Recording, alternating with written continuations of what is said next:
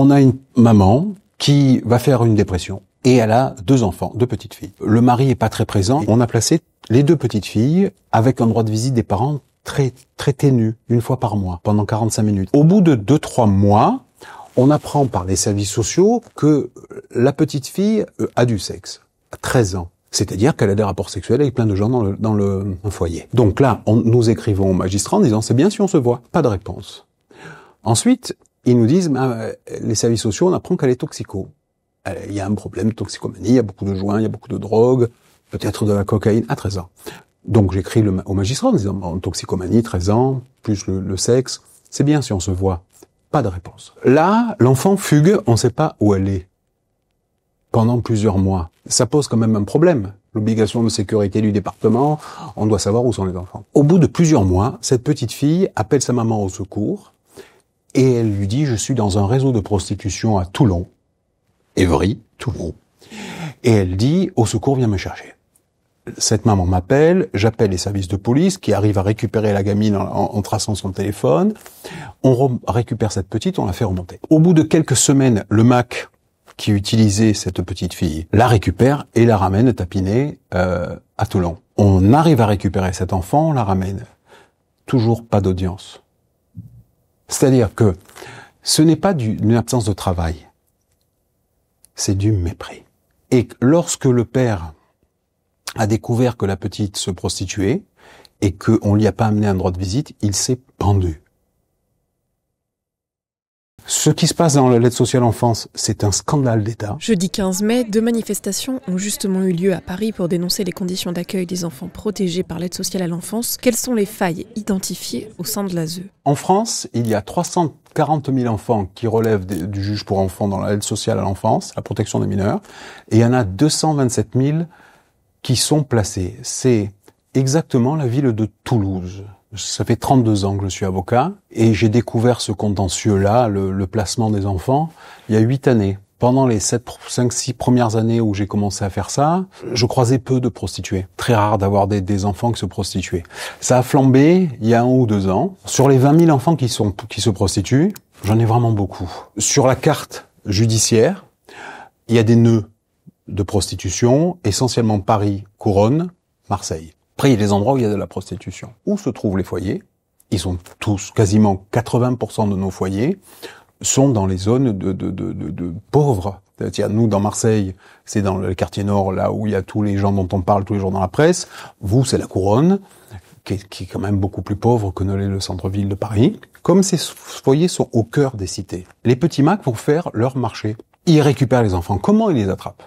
Avec la toxicomanie. Comme c'est dans le cœur des cités, rapidement, les enfants, cocaïne, on en a qui sont au crack. À Marseille, on a un endroit qui s'appelle le PEPS. C'est un foyer qui, bien évidemment, dans un quartier pourri. Il n'y a pas de meubles. Il y a des lits, il y a des lavabos, il y a des toilettes, mais il n'y a pas de meubles. Ce sont des pièces sans rien. C'est là que sont les enfants. Il y a des pièces où il n'y a pas de peinture. Et il y a un gardien. Celui-là, c'est une des plaques tournantes on sait que quand on met l'enfant là, rapidement il va se prostituer. Au cœur des cités, dans un endroit où il n'y a aucun confort, il n'y a aucun réconfort. L'enfant placé, il a besoin de réconfort. Il a besoin de bras. Il a besoin d'affection. Il a besoin d'exister. C'est une négation de l'enfant placé. Mais qui, alors, est donc responsable ? Est-ce la faute du juge ou des directeurs des foyers de l'ASE qui ne font pas le travail ? Il y a un seul responsable, c'est le président du département. De la même manière que quand vous posez vos enfants à l'école, le directeur de l'école est responsable de vos enfants. Quand vous les amenez au judo, le directeur du club, le président du club de judo est responsable. Il peut rien se passer. On a une petite fille à Strasbourg qui dit...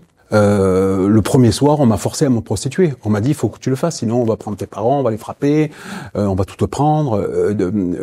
Elle s'en est plainte au service sur place, à l'éducateur spé, aux gens qui sont sur place, et il y a eu zéro réaction, rien. Lors d'une audience que nous avons eue il y a quelques mois à Rennes, nous soutenions qu'un enfant se prostituait, que tout ça, et tout le monde disait, mais non, ne se prostitue pas.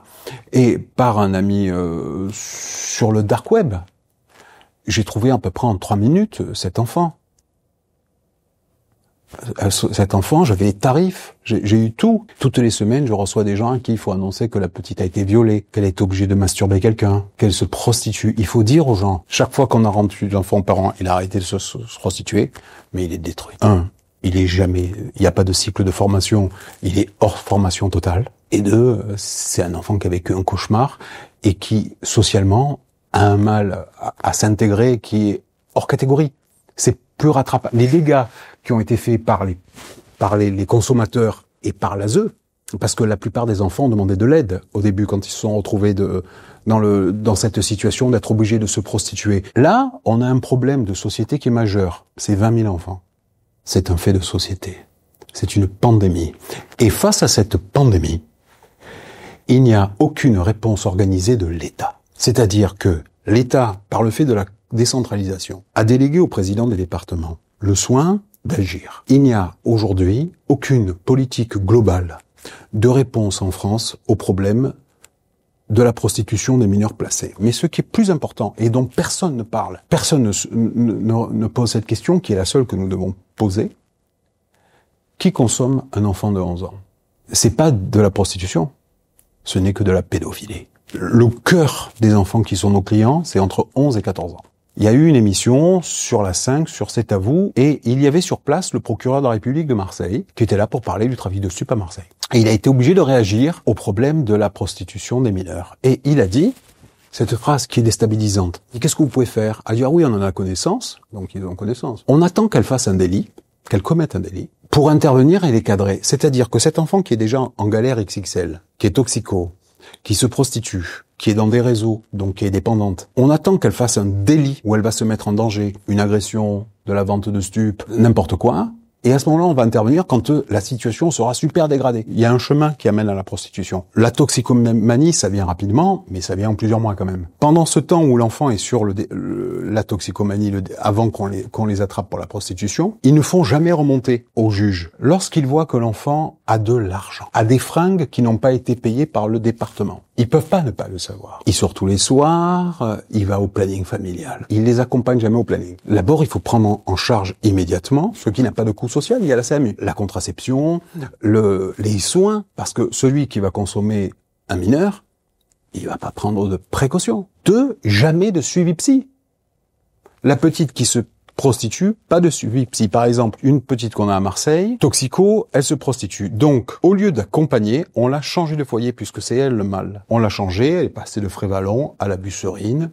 Elle a fait le tour de tous les foyers. Au lieu d'accompagner, de soigner, d'amener une valeur ajoutée au travail qu'ils sont censés faire, ces gens, ils les détruisent. Deuxième chose, qui est super importante, ils les laissent sortir. Et ils nous disent toujours, ah bah on peut pas, c'est des enfants. C'est-à-dire ce que l'on reproche aux parents, qui est la cause du placement, on se l'applique pas à soi. Et ça ne choque personne pour une raison qui est simple. C'est quand on parle de ces gens, on dit aide sociale à l'enfance. Aide, bienveillance, sociale, bienveillance à l'enfance. Donc, ça ne peut être formé que par des gens merveilleux. C'est pas le cas. On les remet jamais en question. C'est la seule administration qui n'a pas de contrôle, c'est l'aide sociale à l'enfance. Les magistrats ont un contrôle, l'administration fiscale a un contrôle, toutes les administrations ont un contrôle. La seule administration qui n'a pas de contrôle, c'est l'aide sociale à l'enfance. Les départements, eux, se disent pris à la gorge par une facture déjà très élevée. En 2023, l'ASE leur a coûté 9,7 milliards d'euros, un budget qui ne cesse de gonfler puisque les enfants protégés sont toujours plus nombreux.